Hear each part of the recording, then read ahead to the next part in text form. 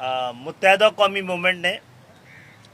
گو کہ اس کی پوری تاریخ کے ساتھ ساتھ یوم آزادی کو منانا بھی شامل رہا ہے، اور ہر سال کی طرح اس دفعہ بھی متحدہ قومی موومنٹ نے اس پورے مہینے کو ایام آزادی کے طور پر، ماہ آزادی کے طور پر منانے کا فیصلہ کیا ہے۔ تو 1 اگست سے لے کر اور 14 اگست تک MQM کے مرکز سے لے کر ایک یو سی تک، متحدہ قومی موومنٹ کے تمام شعبہ جات تک، اداروں میں کام کرنے والی لیبر ڈویژن سے لے کر تعلیمی اداروں میں کام کرنے والی APMSO تک، ایلڈر ونگ سے لے کے خواتین ونگ تک، وکلا، ڈاکٹرز، انجینئرز، اور سندھ بھر میں MQM کے تمام ڈسٹرکٹ اور ڈویژنل اور شہری اور سیکٹر کے لیول تک ہر جگہ پر متحدہ قومی موومنٹ، بلکہ پورے پاکستان میں،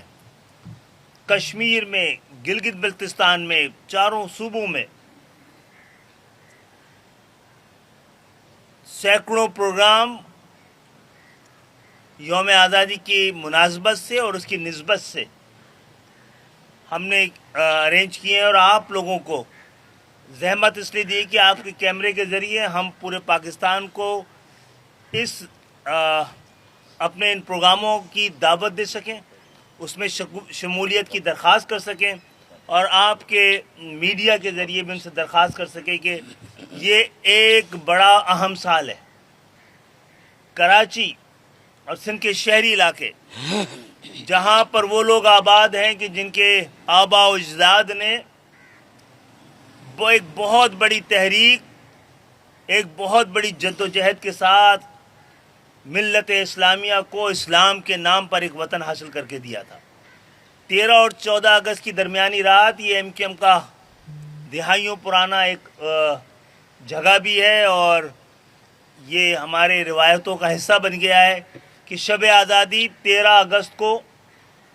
نارتھ آدم آباد میں 5 اسٹار چورنگی پہ ہماری جانب سے ہوگی۔ عدالتوں میں جائیں گے، اور اگر سڑکوں پہ آنا پڑا تو سڑکوں پہ آئیں گے۔ اس شہر کے لوگوں نے مینڈیٹ ہمیں دیا ہے، ان کی حفاظت کی ذمہ داری ہم سمجھتے ہیں کہ ہم پہ ہے، اور اس حوالے سے ہمیں ہمارا اب تک کا اس لرزتی ہوئی جمہوریت کو سہارا دینے کا ہم نے اپنے طرف سے تمام حجت تمام کر رکھی ہے، لیکن پھر بھی ضروری ہے کہ وقت سے پہلے جن کے ہاتھ میں، جن کا کوئی کنٹریبیوشن نہیں ہے اس صوبے کے اندر، اس کو نظم و نسق چلانے، اس کی GDP میں، اس کے بجٹ بنانے میں، اور 100% اختیار ہے، اب ان کو فیصلہ کر لینا چاہیے۔ مصنوعی طریقے سے بنائی گئی جماعتوں کا آخری اینڈ یہی ہوتا ہے، اور جنہوں نے اپنے آپ کو پیدائشی، جن پہ وفاداری کے اسٹیکر لگے تھے، اب دیکھیے اقدامات سے پتہ لگ جاتا ہے۔ ہم تو برے ترین دور میں بھی اس شہر کے اندر پرچم کشائی اور لوگوں کے گھروں میں پرچم لگوانے میں، جب ہم روپوش تھے تو ہمارا فلیگ روپوش نہیں تھا اس شہر میں، وہ لگ رہا تھا گلی گلی، کوچے کوچے اور محلے محلے میں۔ یہ ہم ہیں، اور ہمیں پتہ ہے کہ ہم مجبور وفا بھی ہیں،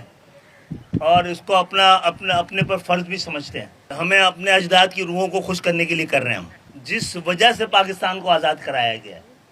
ملت اسلامیہ کے لیے ماڈل بنانے کے لیے، اقوام عالم میں سر اٹھا کے چلانے کے لیے، اور آزادی کا وہ احساس جو نعرہ نہ ہو، ہر دل میں اترا ہوا ہو۔